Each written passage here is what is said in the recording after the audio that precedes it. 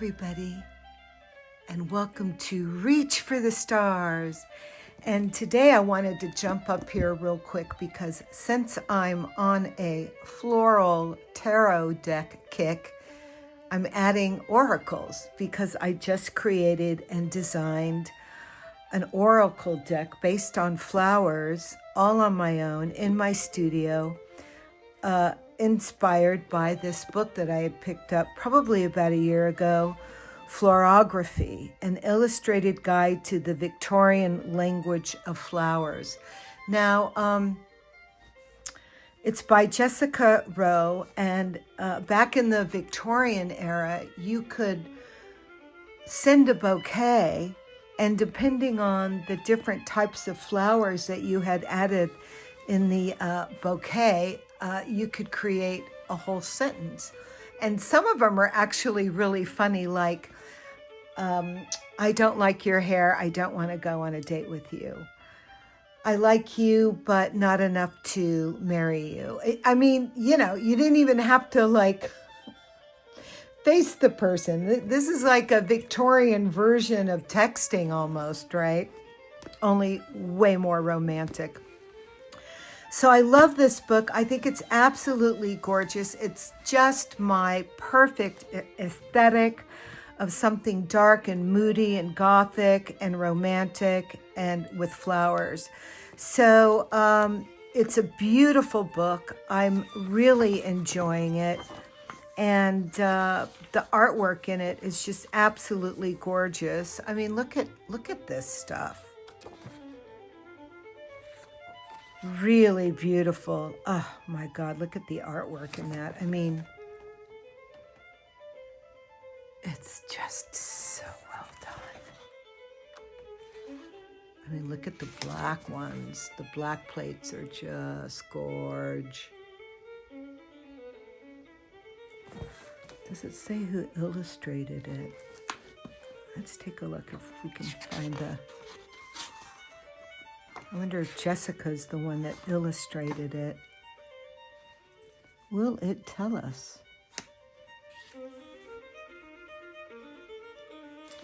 I don't see anything off the top of my head.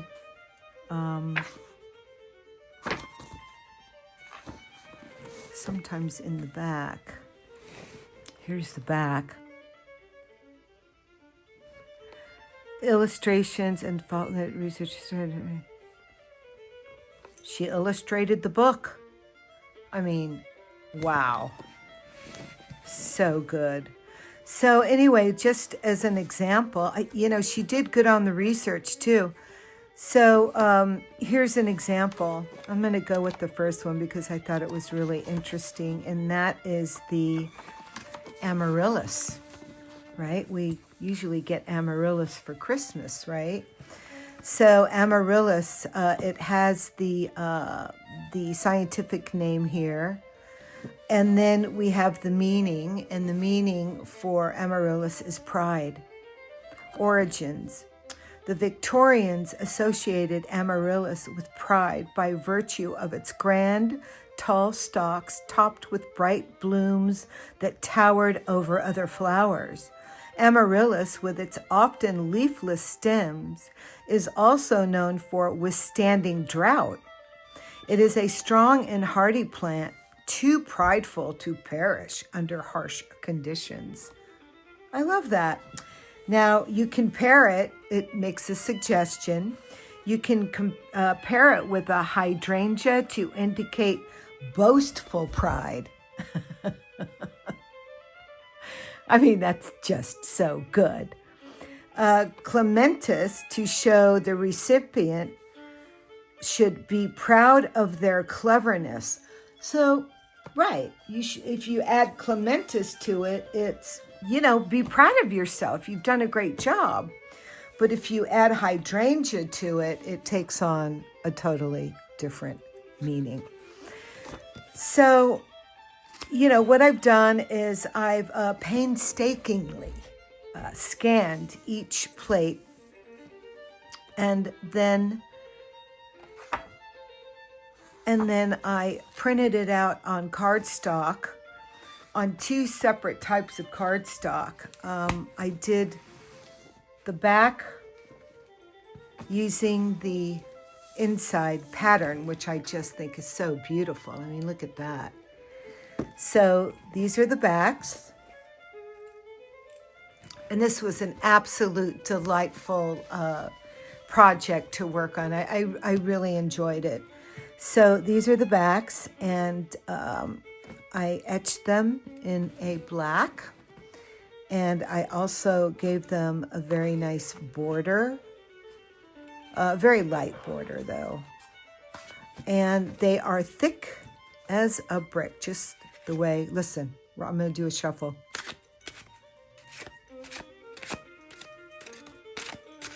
You hear that? It's more like a clicking sound. I mean, these are very thick cards.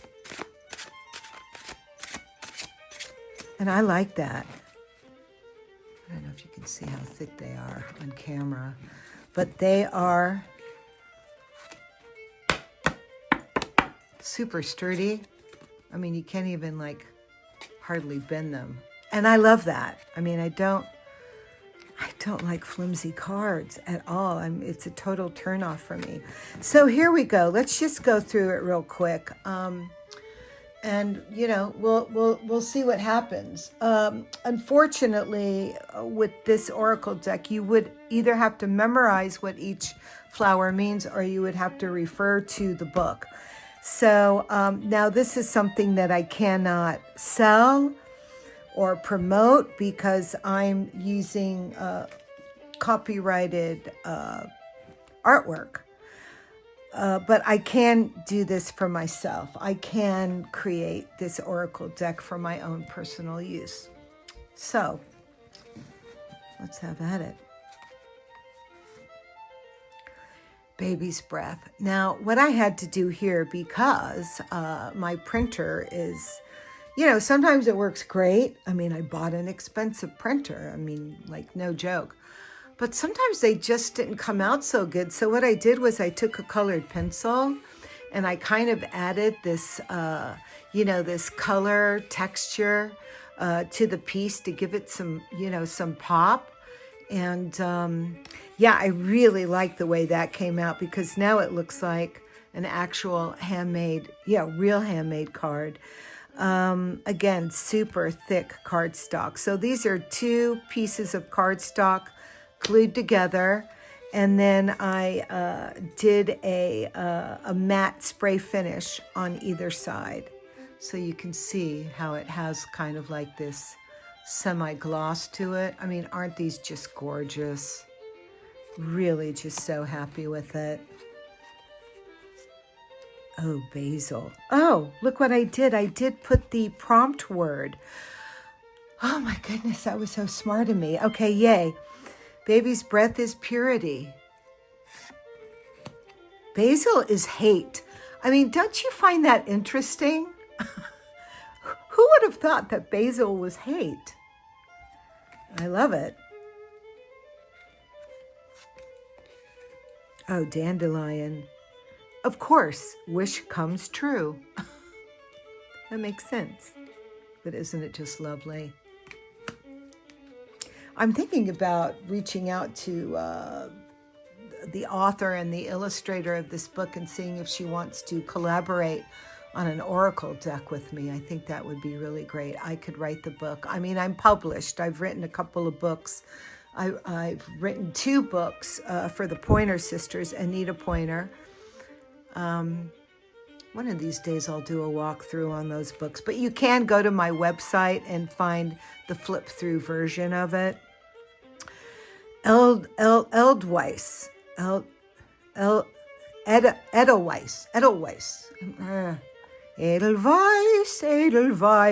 Is that what that means? I think so. Courage.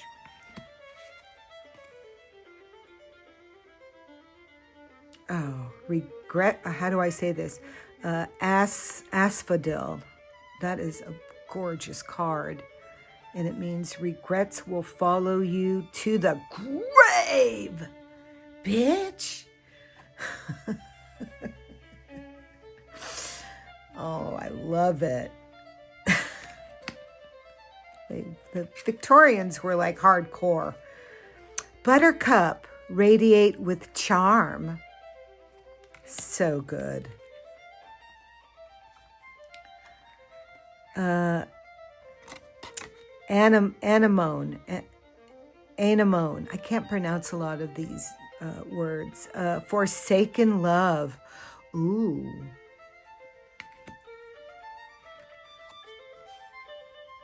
Clematis.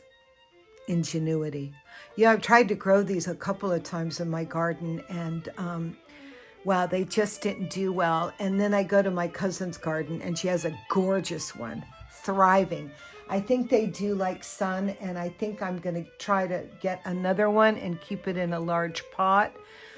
They do like to vine, and I've watched garden shows where they say, you know what, the clematis does not disappoint. So I'm going to try it again. It's not a cheap flower to go buy, so it is disappointing when they don't make it. And I mean, I'm usually pretty good in the garden, and most stuff survives well, if not thrives. So I have to try it again. Begonia, repay a favor. Again, I just love the cardstock that I created. Dogwood, love overcomes adversity. Oh, that's nice. See, I think this one I should probably like maybe shade in a little bit. I don't know, but it's good enough. I mean, I really created this deck for a series that I'm working on called the Murder Mystery Knit-Along, where these knitters get together and they pick a pattern and they all knit the same pattern, but each character is so different because they're from all over different parts of the world. And then they get together at a knitting retreat, only to get caught up in a murder mystery where each character has their own either oracle deck or tarot deck that I've designed for the character. And they use the tarot deck or the oracle deck to find the clues of who done it. Don't you think that's fabulous? I do. Columbine, foolishness. Right. Chrysanthemum, condolences. You know what? That makes sense because my stepmother always gets chrysanthemums for my father's grave, and I always get to go back and pick them up, and these are actually thriving in my garden. So, oh, wow. You know, we still adhere to the meaning behind the flower even till this day. I think that's interesting. We haven't lost the entire language. We have not lost the entire language of Victorian flowers.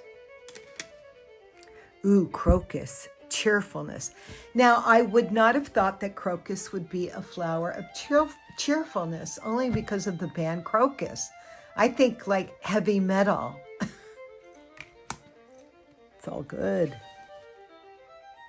Eucalyptus, protection. You know, that makes sense because eucalyptus is a medicinal tree. It's, you know, we use it in our bath. We use it for healing, vapors, coughing. A lot of women use it in hair tonics for hair growth. We love eucalyptus. And this is apple blossom, preference.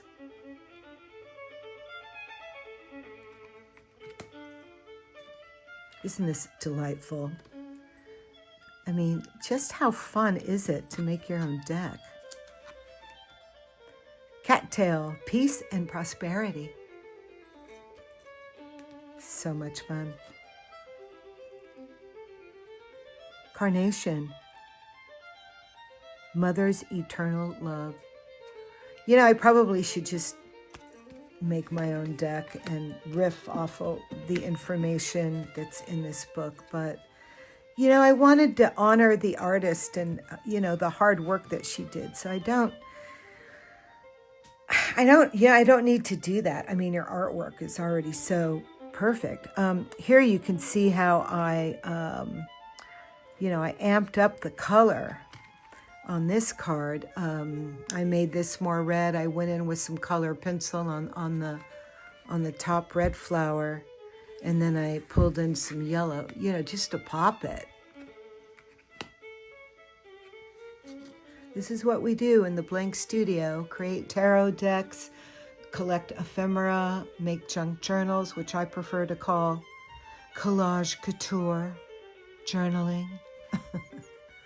And again, I had to do it here, but don't you think that looks great with the colored pencil? I mean, just to kind of shade it out, because I was getting like these weird lines, or it just looked a bit flat. Like, for example, if we try to find Daisy, let's go find Daisy, which will be right here.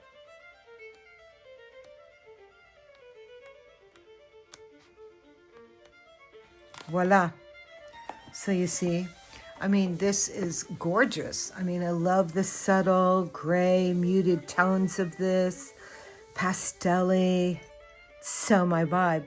But yet when I went to go print it out, you can see how I got a brighter blue. It didn't come out this really pretty gray. So I popped it. Now, probably the best way to do it on hindsight is to take a picture of each plate and then do it that way, and then pull it into the computer and work off of you know, a photograph of the original instead of trying to scan it. So I pulled this book into my scanner. Thus the, you know, there's a bit of some precariousness going on. Anyhow, moving forward, I don't want to lose my place because I want to keep making these cards.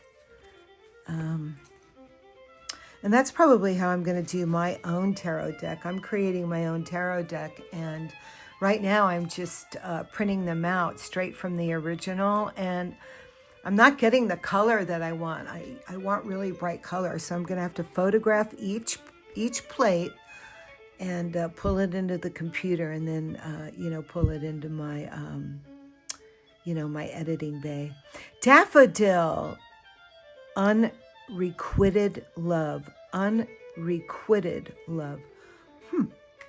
Isn't that just a beautiful card, though? Oh, you know, it's just so dark and gothic and romantic. And the character that uses this deck is a woman that creates, she has a garden, and she only grows poisonous plants that she can create poisons with. So she runs an apothecary, and she makes perfumes and potions, but most of the potions are very dark. Cornflower, hope in love.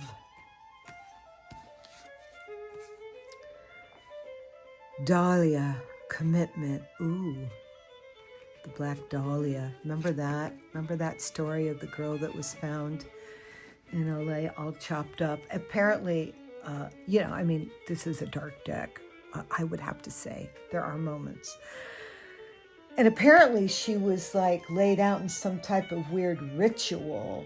You know, it looked like some kind of ritual magic thing. So I'm, you know, you just kind of have to wonder. Like, I don't know. I'm not going to go there. Well, moving forward, chamomile, energy in adversity. Energy in adversity. I'm growing this in my garden, but I didn't know that it meant that. Energy in adversity. Aster, daintiness. Oh, too precious. Belladonna, silence, right? Yeah, baby, because you're deader than a doornail. What a great plant. I have yet to find some belladonna to grow in my garden. I want to, but I do have a lot of poisonous plants growing in my garden. I've been collecting the dark garden for a minute, and one of these days I'll do a tour of it. But yeah, belladonna is not that easy to find.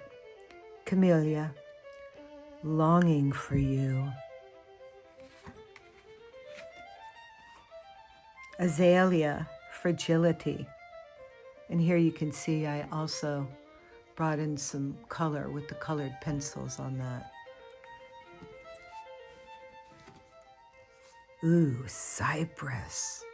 Death. I mean, who knew that Cypress would be death? Such a great card. Remember the band Cypress? Do you guys remember them? They're from right over here in my hood. Cowslip. Winning Grace. Winning Grace is cowslip. Cowslip. Not snip, slip. Clover. I have this growing all over my garden. I got the red ones and my blossoms were like huge. And I harvested and I make clover tea. Good luck, baby. Right? This makes a very healthy tea if you have clover. And I mix it with mint and the lemon balm, which is a Melissa, mint of Melissa or something like that. Look at this one. Datura, Deceitful Charm. This is a gorgeous card. Oh my goodness, I love it. It's so romantic and dark. Yeah, I'm a goth girl. And last but not least, Bluebell, which I just picked up some Bluebell. I have a friend that's 78 years old, and she has bluebells that she brought from England. She's from England, and she brought her bluebells from England, like, I don't know, 50 years ago, and planted them in her garden. And she gave me some bulbs, so really excited about that. Humility. So yeah, there is my homemade deck. Let's go ahead and give it another shuffle. Let's listen in on this shuffle, because for me, shuffling a deck is really important, and how the cards feel in the hands, and I'm very tactile. Yeah, so let's give it a go.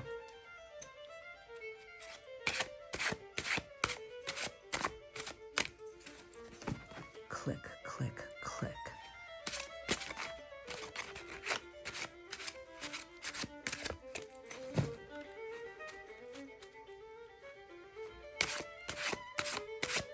There we go. I mean, isn't that just lovely? I'm into the thicker cardstock with the matte. Now this, the way I prepped these cards is, you know, it really does have that rose finish feel to it. I mean, you can kind of see it, right? And I did that on purpose. Special technique that I developed. This is how I like to make cards. I mean, gosh, I just don't even know if I could even go to a printer with my deck, but I guess I'm going to have to. I'll probably do a small run of cards when I'm ready to do my tarot decks that will be hand done like this and signed, but you know, probably only do like 10, and they'll probably be really expensive, or gifts to very special people that I admire and care about. Isn't that great? I encourage you to make your own deck if you have, you know, if you have the tools to do it. You don't need a lot. You need some cardboard stock, a good printer, a ruler. You don't even need a paper cutter. I have a paper cutter. I finally went and bought one. I think these were cut by hand. And a good X-Acto blade, some scissors, you know, maybe a Sharpie, and something to pull your images from. Highly recommended. This book is not expensive. It's kind of online everywhere, but I mean, oh, isn't this just beautiful? Right? Look at that. A bouquet for marriage. Oh, here she goes into even doing how to actually create a whole bouquet with a that says a sentence. Bouquet for friendship. What? Oh, this. You know what? This is the first time I've seen this part of the. For new beginners, for bitter ends. Ooh, that's like a big fuck off bouquet. For warning, bitch, you better not be fucking with me. Shit. Obligations, for forgotten obligation. Oh gosh, can you imagine getting this bouquet? It's like, oops, sorry, the check is in the mail. Apology, damn right. Sympathy. Oh. Marigold, lily of the valley, love it. One of my all-time favorite perfumed oils. Been wearing it for decades, since the goth movement in the early 90s. Goth movement in LA started. Okay, so that's it, my friends. Thank you so much for joining me, and I will see you soon. I have a lot to catch up on. I have a lot of decks to review. I've got some really good stuff coming. So there you have it. Ciao for now, and remember to reach for the stars. Ciao.